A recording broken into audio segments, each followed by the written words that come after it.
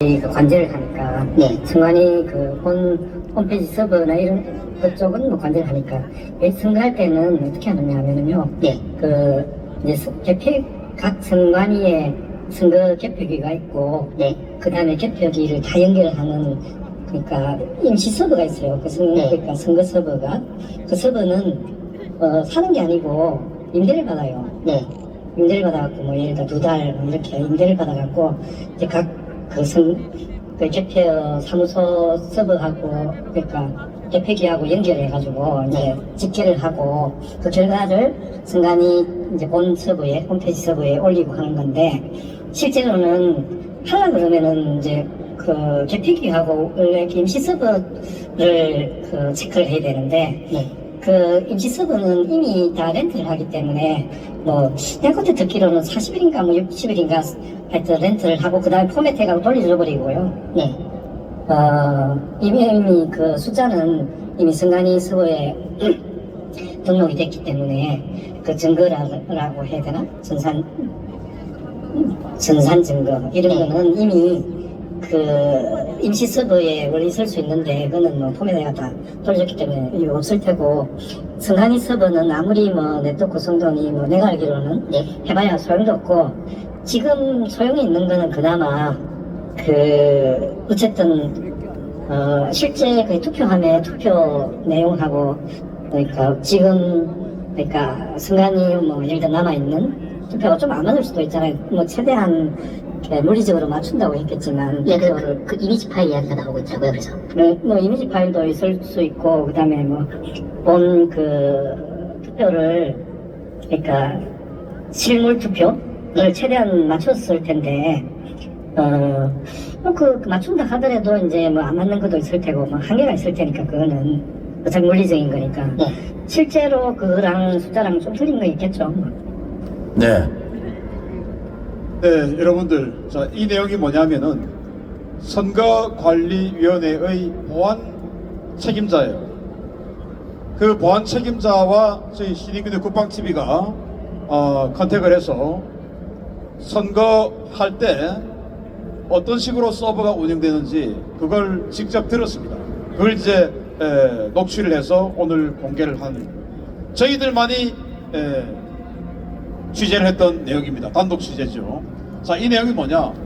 지난 계엄 당일날 우리 방첩사령부 군인들이 선거관리위원회 서버실에 가서 뭐 촬영하고 그랬지 않습니까? 그런데 그게 의미가 없다는 겁니다. 왜냐? 그 현재 선거관리위원회에 있는 그 서버는 선거 관련해서는 텅 빈 아무것도 없는 깡통이다 이겁니다.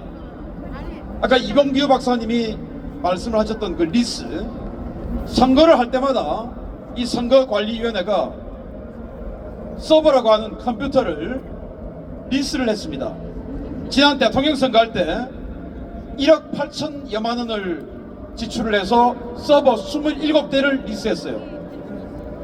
그리고 지난 총선 때는 9,200여만 원을 들여서 서버 15대를 임대를 했습니다.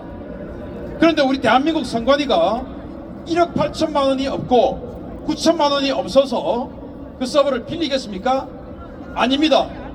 이 자들은 처음부터 선거 부정선거를 하고 그 부정선거에 대한 증거를 아예 없애기 위해서 처음부터 임대를 한 거예요. 그러면 임대를 하면 가격이 싸니까 임대를 했다? 아니에요. 저 임대를 하는 가격은 3개월에서 6개월 정도를 빌리는데 그 비용이 서버 가격의 50에서 60%입니다. 그러면 선거 2번만 하면 본전이 나와요. 그런데 우리가 5년에 한 번씩 대통령 선거, 4년에 한 번씩 지자체 선거, 국회의원 선거 하죠. 요 새 선거 한 번만 돌면 돈이 남습니다. 그럼에도 불구하고 이 자들이 선거를 위해서 서버를 빌렸습니다. 그리고 그 계약서를 저희들이 확인을 했습니다. 계약서를 확인해 보니까 그 계약서 조항 중에 서버를 반납하면 그러니까 서버를 빌려주는 업체는 그 서버 내용을 반드시 소거해야 된다 라는 조항이 있습니다. 소거라고 하는 것은 없앤다 이거 아니겠습니까? 없앴는데 이 컴퓨터 전산상의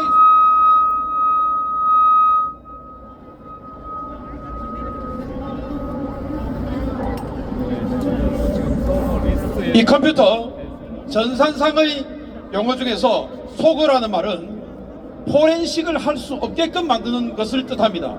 즉 수사기관에서 검찰에서 그 서버를 가지고 가서 포렌식이라고 하는 이 절차를 통해서 우리 휴대폰이나 컴퓨터나 과거에 지웠던 것도 다 살려낼 수가 있는데 이 선관위 놈들은 그 서버를 검찰의 포렌식을 통해서도 절대로 되살릴 수 없도록 만들어야 된다고 계약서 조항에 들어있는 겁니다. 이런 나쁜 놈들이 어디 있습니까?